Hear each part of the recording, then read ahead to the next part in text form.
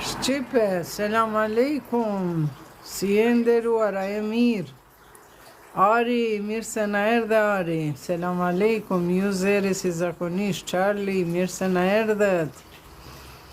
La Defense, you welcome. Milazim, mirë se na erdhe. Bedriu, blog, gjojnë. Mashallah, mashallah. Si jeni, si kaloni?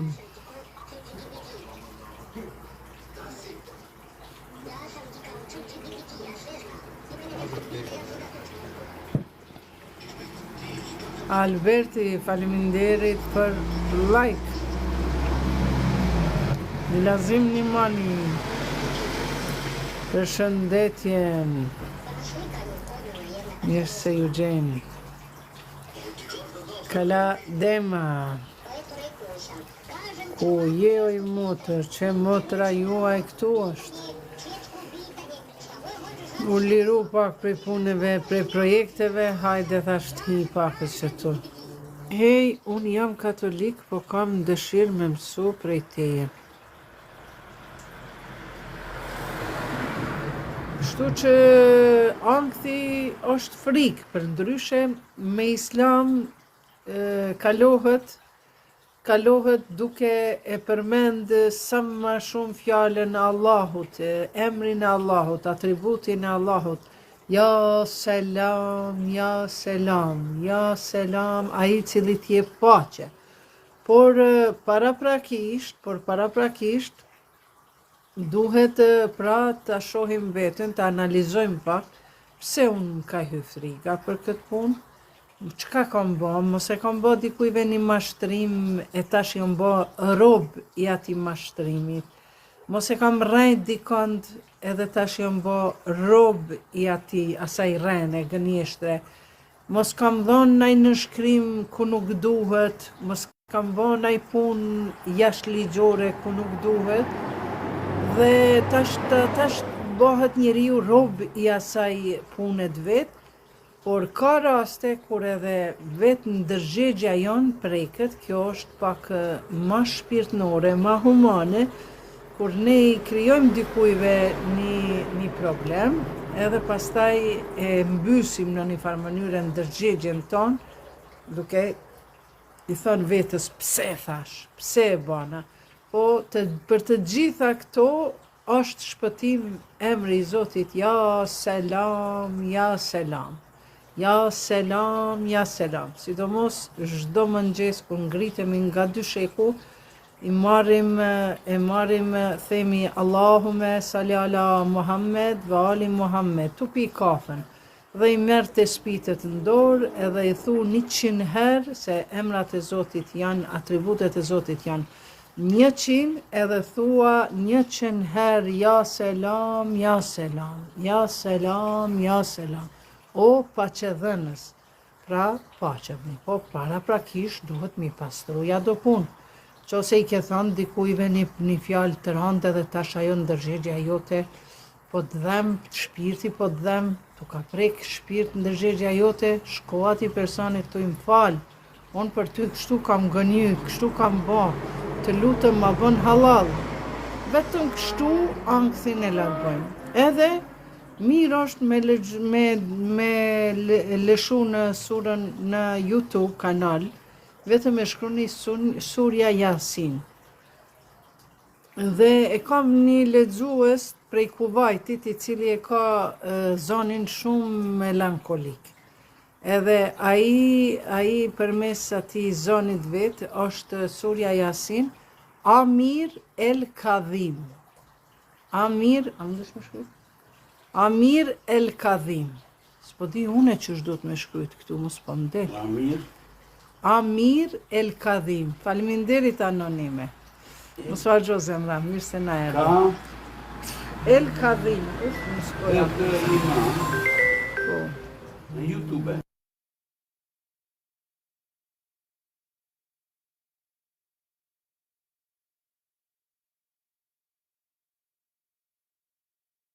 Më falni se pata një thirrje, pra Amir El Kadhim, që Zotri Luani e ka shkrujt në YouTube, e shkruni këtë emër, është një njeri 60 vjeçar pa mjekër, e ka një mjekër shumë të vogël, është i Kuvajtit edhe e ka një zë shumë melankoli. E shkruni Surja Yasin. Këtë sure, ju që keni ankth, mos e filloni ditën pa e lexu, pa e dëgju surën Yasin. Dhe jemi gati 100 veta like. Mirë po, shkruaj aty surja Yasin, Yasin me y du të mu shkrujt, se është anglisht. Zoti dhe Jezus Krishti të bekoft. Faleminderit, amin, inshallah. Amen. Sure Yasin apo? Yasin shkruaj J me y. Dhe kjo është ilaç për ankthin, ju garantoj, por paraprakisht shikoni, kur jeni duke nejt edhe ju kap një siklet, ju kap një dridhje, ju kap si kur krejt trupi bëhet si miza, si pika, si insektet kur dojnë me të angër, kjo është pra ato janë simptomet që neve na shkakton ankthi.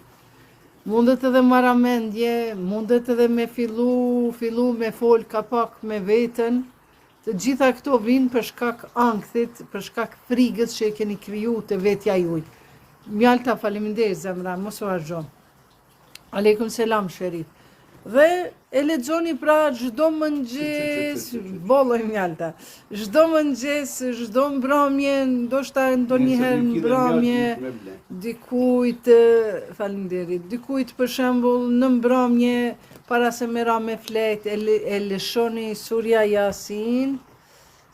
Yasin, Amir El Kadhim. Mjalta është shoqe me Luanin, tash ka fillu edhe shoqe me Momo. Prandaj mu po më dërgon Lula. Lule. O kuptum besojmë. Selam aleikum. Ari, aleikum selam vlla. Mjalta po keshe, të fala Luanit. Fala pat. Ka po të fala Bluja. A kam ri Blu në Norvegji? Këtë kufit në përkomi ka ka. Fillo pendohesh para Allahut, po për pendim çdo kush kemi nevojë, çdo ditë bile ata, zban, faleminderit Mjalta, mos harxho zemra. Bile që shumë mirë as Luani e ka shkruajtur sure Yasin. Aha, un kam ankth nga vdekja e nënës, domethënë pasi faleminderit.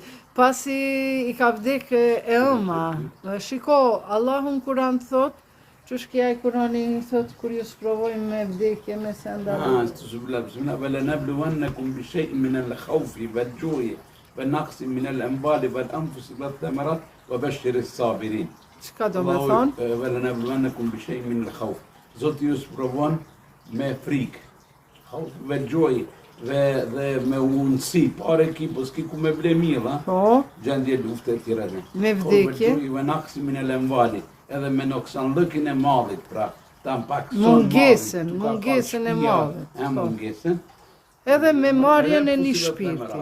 Edhe marrjen do një shpirti. Do me thonë, ty Zotit ka sprovu që kjo ankthi me dy gjanat pas ka provu, me frikë, pra ankth, edhe kjo pas vdekjes së nënës, kaladema, do me thonë edhe kjo e ka marrë Zoti një shpirt nga jeta juaj, familja juaj.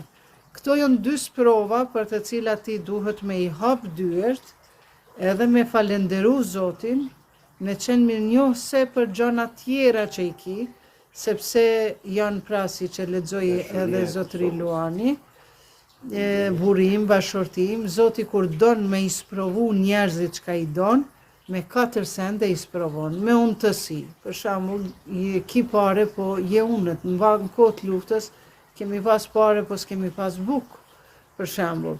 Mandej me marrjen e mallit, ki pasuni për një kohë tak, një fije që briti shkon malli, një kamat, një send, andej këndej shkon pasunia. Dhe treta, e mungon pasurin, e mungon, thot edhe nxe, e merr një shpirt nga familja juaj. Prandaj ty të ka sprovu Zoti kalandema, me 2 sprova shumë të mëdha, pra frika dhe mungesa e nënës, vdekja e nënës. Mirë po, Ju mos u bazoni në ato filmat fantazma të cilat s'kan të bëjnë asgjë me realitetin. Pra ju për me largu këtë frigën, duhet me bë sadaka. Me bë sadaka, sa ke mundësi, 1 euro 50 cent, 10 euro, 5 euro, me dhënë ata vajzat djemt që shkojnë me drese, që shkojnë në për xhamia, që din me lexu Kur'an, ja jep 5 euro i thu, a ma lexon bën Yasin për nonën teme, për shpirtin e nonës. Edhe kështu që unë ju garantoj që friga kam ju hek, kam ju largu edhe ankthi, edhe ajo mungesa e vdekjes nonës, sepse janë 4 gjëra që Zoti juve ju ka dasht edhe ju ka sprovu. Por nëse na e kalojmë një vështërsi, qoftë mungesën, humbjen e një shpirti, humbjen e pasurisë, diçka të ka ndodhë fatkeqësi, nëse e kalon me mirënjohje dhe durim, o Zot, pa marrë parasysh mua çka më ka ndodhë, o Zot më jep forcën që unë ta tejkaloj këtë fatkeqësi, këtë dhimbje, këtë pikëllim, më jep forcën të lutem, o Zot, unë jam razi, unë bohem dakord me ato që ka ti ke caktu për mua. Në momentin kur ti je mirënjohës ndaj Zotit dhe e pranon çdo gjë që ka të ka ardhur, sidomos këto 2 sprova që përmenden Kur'an, ty Zotit ka zgjedh, atëherë Zoti thot, ndoshta unë ja kam dërguar një fatkeqësi, një sprovë, po nëse ti bëhesh besimtar dhe bëhesh durimtar, fe beshiri sabirin, jepi myshde durimtarve. Që do me thonë, Zoti ka me t'i dhënë 100 mira tjera që ti ke me u habit. 1 mirë ta ka marrë, po nëse ke bo sabër, ti ke me u befasu se si ka me të ndryshu jeta jot në të mirë. Prandaj edhe njerë për ankth, pra merë në lexone surën Yasin, Amir el Kadhim, e keni manal të ka shkruaj të Zotri Luani, pra Amir el Kadhim, surë Yasin, është një lexues që të prek në mbrendin loçkën e zemrës. E ka një zëm melankolik, që po e lexojmë. Lexo Biblën se keme ndryshu mendimin. Po, Zefi, unë e kam lexu librën, por nuk e kam studiu. Jo për diçka tjetër, por nuk kam kohë. Kur më duhet për studim, për krahasim, për me marrë ndonjë reminiscencë nga Bibla dhe me krahasu me Kuranin, se Bibla dhe Kurani kanë shumë reminiscenca, do më thënë të ngjajshme, versete plotësisht të ngjajshme, kur i kam ato referencat që janë, ari falinderit, respekt edhe për juve, që janë të ngjajshme, ato i marrë dhe i përpunoj në veprat e mia, në studimet e mia. Ndërka që për ta studiuar, nuk më del koha, po pse jo, kur më del koha do ta studioj edhe ata. A për me ndryshu mendimin, Kurani është për mbledhja e të gjitha librave hynor. Krejt çka është diçka e vërtet, origjinale, fjale e Zotit, në Tevrat, në Zebur, në Injil, në Tora, në Bibël, pra dhjata vjetër, dhjata e re, të gjitha ato i kemi në Kuran. Prandaj është Kurani, është për mbledhje e të gjitha librave hynor, pa ma parasysh sa kanë mund të ruhen ato libra, po falë Zotit që ne muslimanët me këshillën e profetit Muhammed dhe në kohën kur ka zbritur Kurani, ka qenë një etapë mbamendjes, memorizimit të Kuranit dhe elekuencës, prandaj edhe profeti Muhammed, paqja e Zotit qoftë mbi të dhe familjen e tij, ai ka qenë shumë elekuent edhe shumë mbamendës.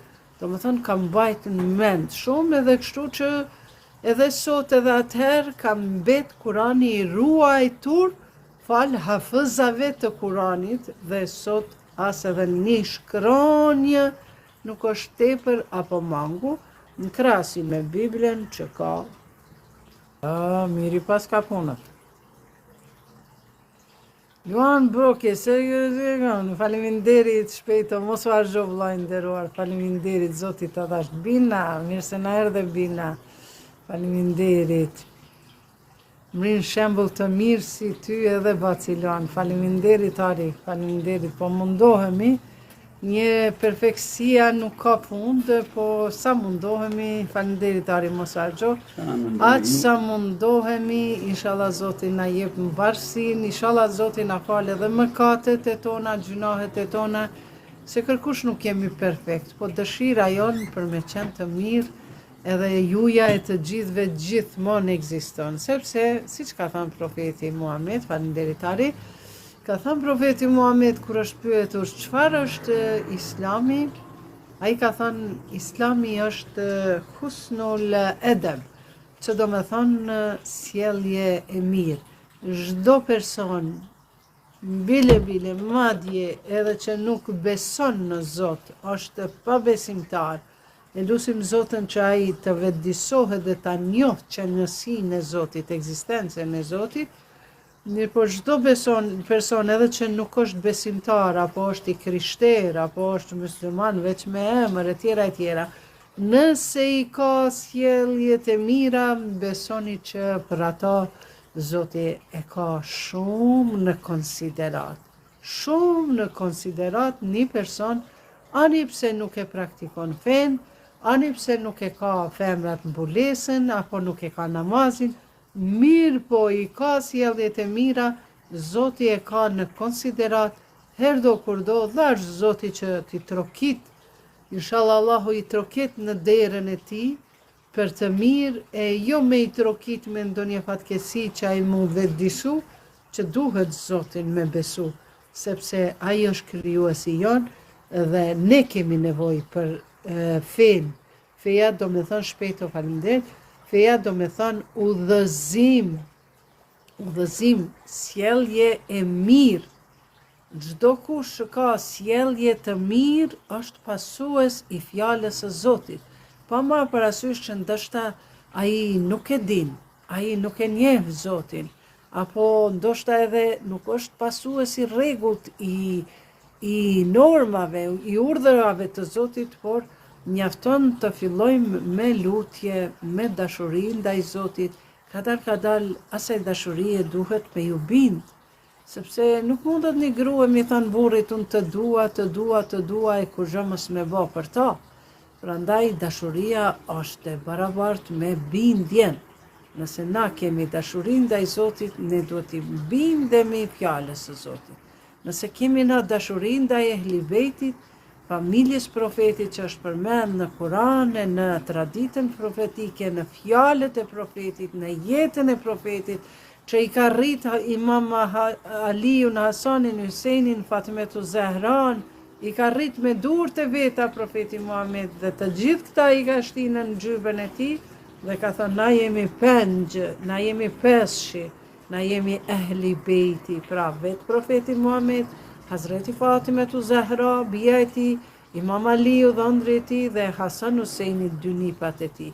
Prandaj dhash Zoti që ta duam Allahun duke njoftur Allahun, jo duke marrë verbërazi, pse nona baba kanë besu, pse nona baba kanë shku në hax, pse nona baba kanë fal namaz, dhe kaq, jo, ai besim është verbërazi. Për atë besim nuk keni me pa rezultat. Vetëm keni me qenë njerëzi standard, normal, çdo ditë kam ju kalu namaz, shtëpis, keni me qenë të përrytshëm për familjet e juja, e lërë më për shoqërinë. Është një rast kur Zoti i lartësuar i dërgon engjëjt me një vend dhe i thot shikoni në mbrëmje ato shtëpi, sepse thot Zoti kam vendosur që të bëj një termet të madh. E shpakë sa ta shtin në rrym. Thot kam vendosur që të bëj një termet të madh në atë vend. Dhe engjëjt me urdhërin e Zotit, ata nisen për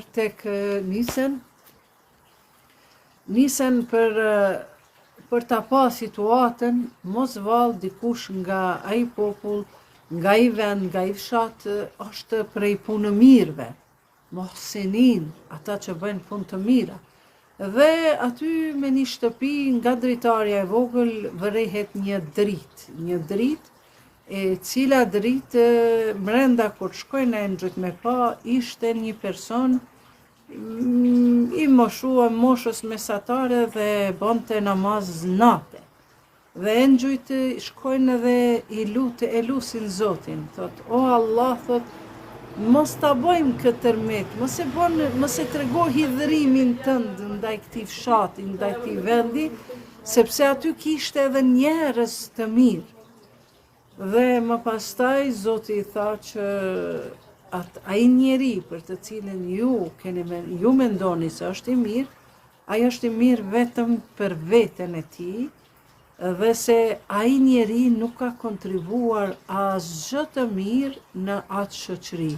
Domethënë është izoluar nga ajo shoqëri e shturur, nuk ka pasur guximin që ta udhëzojë atë vend, atë popull, atë fshat ku kanë ekzistuar.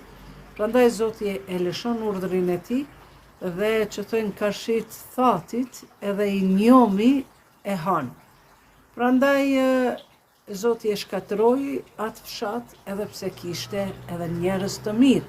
Prandaj po them që feja islame është husnul edeb, sjellje e mirë.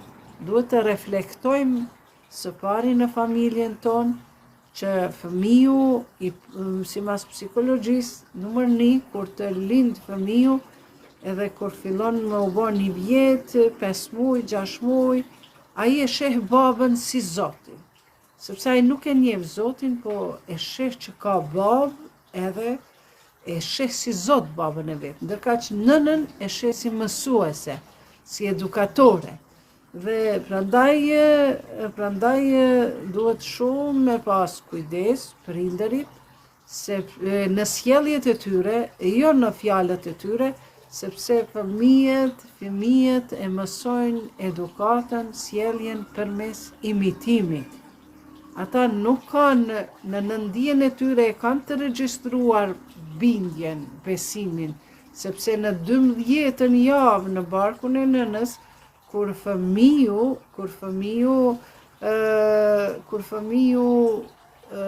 lëviz për herë të parë, ai beson në Zotin.